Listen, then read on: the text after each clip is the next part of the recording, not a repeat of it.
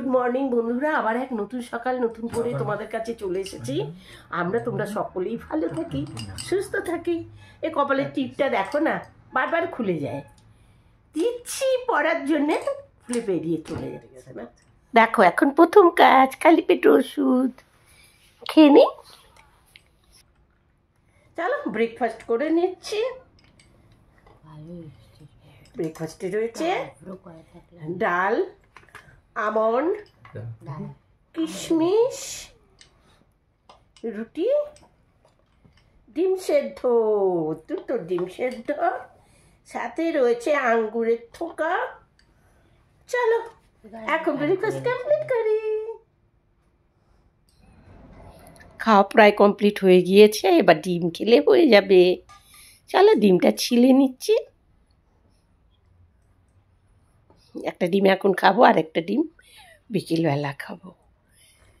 রয়েছে চা, এবার চাটাকে খেয়ে নিচ্ছি। সজনা দিয়ে কি করবো বলতো? সজনা দই পোস্ত করবো, এই জন্যই সজনাটা কেটে নিচ্ছি।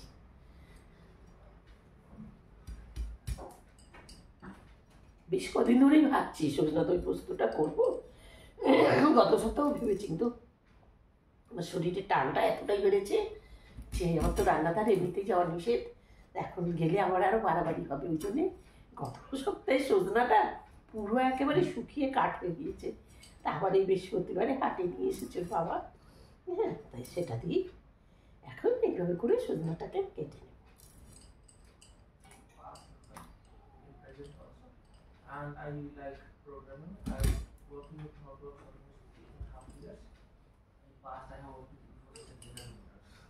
কেটে গেল, প্রচণ্ড ধার, তরকারি কাটার সময় পারে না, হাত কাটার সময় ইজি হয়ে যায় ব্যাপারটা।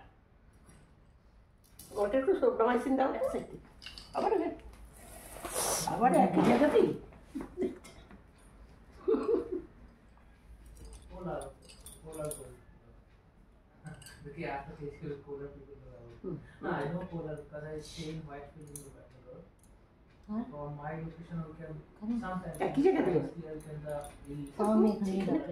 যেখানে লাগে সেখানে একই জায়গায় বারবার লাগে। সবটা সজনা কেটে সজনা দই পোস্ত রান্নার জন্য যে সরঞ্জাম লাগবে সেইগুলোকে আগে এখন গুছিয়ে নেব, তারপরে গাছে জল দিতে যাব।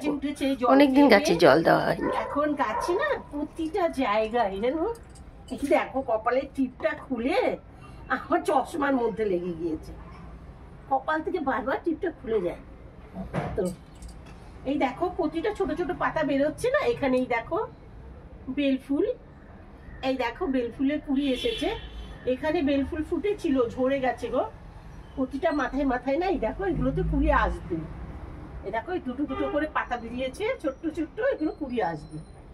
এখানেও কুড়ি এসেছে। এরকম করে গাছগুলো আবার একটু বেঁচে উঠেছে জানো। আমার খুব কষ্ট হচ্ছিল যে গাছগুলো মরে যাচ্ছে দেখে।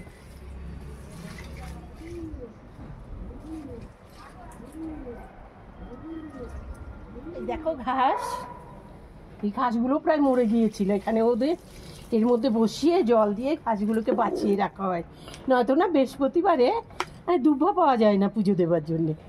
যদিও এখন আমি আর, তো যাই হোক, এই সেই জন্য এই গাছগুলোকে বাঁচিয়ে রাখি।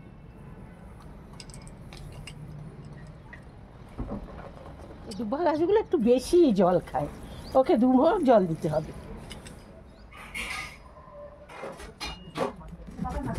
এবারে চাউমিনের মতো সরু সরু করে বাঁধাকপিটাকে কেটে নিচ্ছি।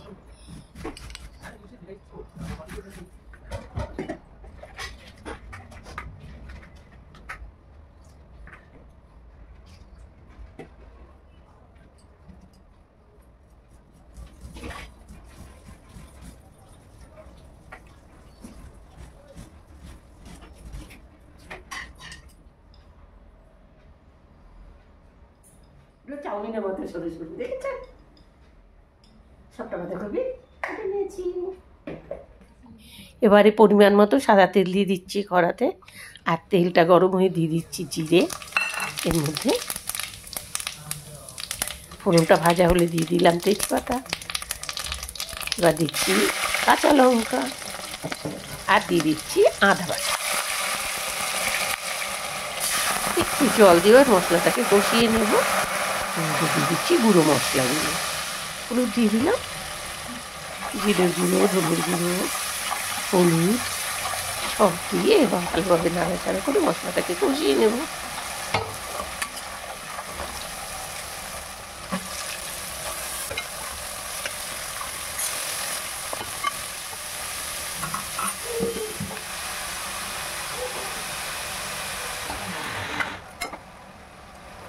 দেখো বন্ধুরা, এখন একটা আমার অ্যাক্সিডেন্ট ঘটে গেল। একটা অ্যাক্সিডেন্ট ঘটে গেল। দেখো মিক্সিতে না আমি কী বলে সজনা দিয়ে, দেখো আমি এখন বলতে পারছি না, দই পোস্ত করব, সেই জন্যে আমি পোস্তটা পেস্ট করতে গিয়েছিলাম। আর পোস্তটা আমি গুঁড়ো করে নিয়েছি। প্রথমে গুঁড়ো না করে নিলে পোস্তটা ভালো হয় না, দেখো অবস্থা। তাই জন্য গুঁড়ো করে নিয়েছি। তো গুঁড়ো করার পরে এবার জল যখন দিতে যাচ্ছি কারেন্ট চলে যাচ্ছে। তা আমি না ভাবলাম কি গোড়া থেকে সুইচটা অফ করেছি, খেয়াল করিনি। আমি ওই জলটা দিয়ে একটু ভাবলাম কি নাড়িয়ে দিই ভেতরটা, তো নাড়াতে গিয়ে আঙুল দুটো ঢুকিয়েছি। এই আঙুলটা অতটা হয়নি, কিন্তু এই আঙুলটা পুরো মিক্সিতে ফেসে গেল বলতে গেলে। যেন কত জায়গা যে কেটেছে। এখন সঙ্গে সঙ্গে আমি এখানে সুপ্রামাইসিন লাগিয়েছি, অনেকটা ডিপলি, অনেকটা ভেতর পর্যন্ত কেটে গেছে। তখন তোমাদের আমি পরে আবার শুকলে পরে তোমরা ভালো বুঝতে পারবে দাগগুলো দেখলে। অনেকটা কেটে গেছে, দেখো রক্ত একদম ফিনকি দিয়ে বেরিয়ে আসছে। এই কারেন্টটা গিয়েই আমার অ্যাক্সিডেন্টটা ঘটালো। দেখো আমার গায়ের কি এগুলো দেখাও, দেখো সব সারা গায়ে পোস্ত ছড়িয়ে গেছে, রক্তগুলো দেখো। আর এই দেখো কত সব ছড়িয়ে ঢাল ঢাল ঘটে গেছে, একদম হয়ে গেছে। আর কতটা রক্ত পড়েছে দেখো, এই দেখো রক্ত।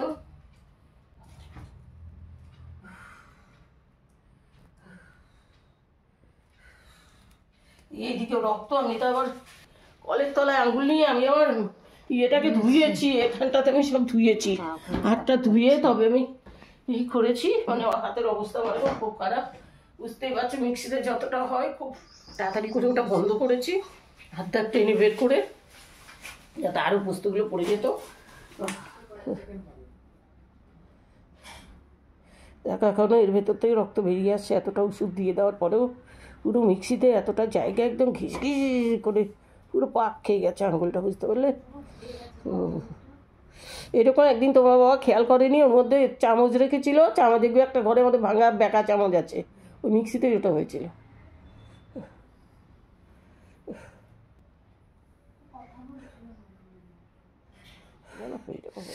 দেখো মরাকে সবাই মারে, দেখো গ্রহরাও আমাকে ছাড়ছে না, ও পর্যন্ত আমাকে খেয়ে নিল আঙুলটা। দেখো কতটা জায়গা যে কেটেছে না, একটা জায়গা কাটেনি, মিক্সি তো অনেকটা জায়গা। আর সেই হাড্ডির মধ্যে মনে হচ্ছে এই জায়গাটা, এই জায়গাটা মনে হচ্ছে হাড্ডি ঢুকে গেছে, হাড্ডির মধ্যে ওটা লেগে গেছে, সেরকমই কষ্ট হচ্ছে।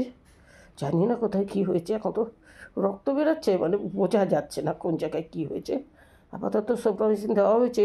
অপারেশন হলে পরে যে ওষুধটা দেওয়া হয় না, সেটা আমাদের ঘরে সবসময় এমনিতেই থাকে, কেটে গেলে পরে।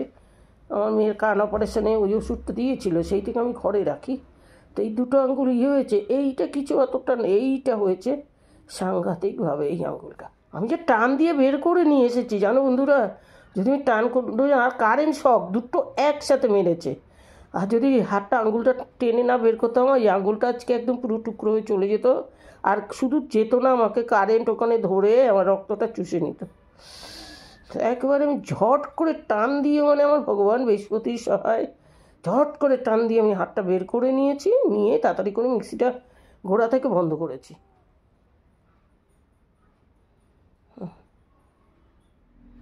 দেখছি হাতে এই আঙুলে গোড়া টোড়াগুলো কেমন ফুলে উঠছে।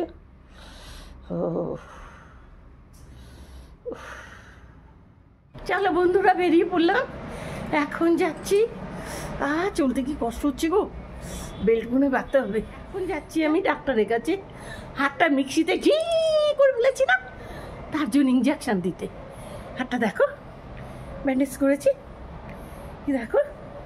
এখন টিটেনাস দিতে যাব, ছেলে অফিস থেকে এখন উঠেছে, এখন যাব টিটেনাস দিতে, কারণ 24 ঘন্টার মধ্যে টিটেনাসটা দিতে হবে। বুঝতেই পারছো, একটা কাজ হতে সময় লাগে না, কিছু হতে বারবার ইঞ্জেকশন দিতে হবে। Tetanus injection. চলতে গেলে খুব কষ্ট হচ্ছে। আর বেলটা নিতে ভুলে গেছি, বেলটা একটু নিয়ে আসি। আমার কোমরের বেল্ট, বেলটা না করলে চলতে পারছি না। হাঁটতে গেলে বুঝতে পারছি কোমরের অবস্থা। আর বলো না, কি অবস্থা, বয়স কাকে বলে দেখো। অনন্দশায় ধরে নিয়েছে, কিছু করার নেই। চলো যাই, টিটেনাসটা দিয়ে আসি। চলো, গাড়িতে বসে গেছি, এবার বেরোবো। গাড়িতে বসে গেছি, চলে এসেছি ওষুধের দোকানে। এখানে যাব, আমাকে তো এখানে ফটো তুলতে দেবে না, বুঝলে। এখানে ঢুকবো, যাচ্ছি, ওখানে ফটো তুলতে দেবে না। হয়ে গেল, এবার বাড়ি ফিরছি। আজকে ব্লগটা তাহলে এখানেই রাখি, আবার দেখা হবে তোমাদের সাথে পরের ব্লগে। ভালো থাকো, সুস্থ থাকো, সবাইকে নিয়ে সুখে থাকো।